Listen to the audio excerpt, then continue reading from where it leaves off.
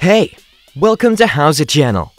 We are starting a course called How to Go from 32-bit to 64-bit in Windows 10. It will have 5 video tutorials with detailed instructions.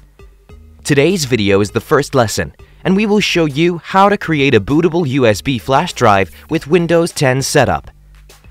The first step is to plug in the flash drive into PC. We are going to use an app called Media Creation Tools. You can find the download link in the description box down below. Open the app. Click Yes in the new window. Read the license agreement and click Accept if you agree. Check Create Installation Media, USB flash drive, DVD, or ISO file for another PC. Click Next. You can use the recommended settings, or you can uncheck Use the recommended options for this PC.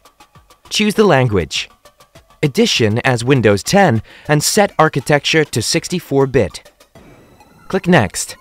Click OK in the new window. Check USB flash drive and click Next. Make sure your flash drive is at least 4 GB, otherwise the app won't be able to see it. Choose the drive and click Next. The process will begin.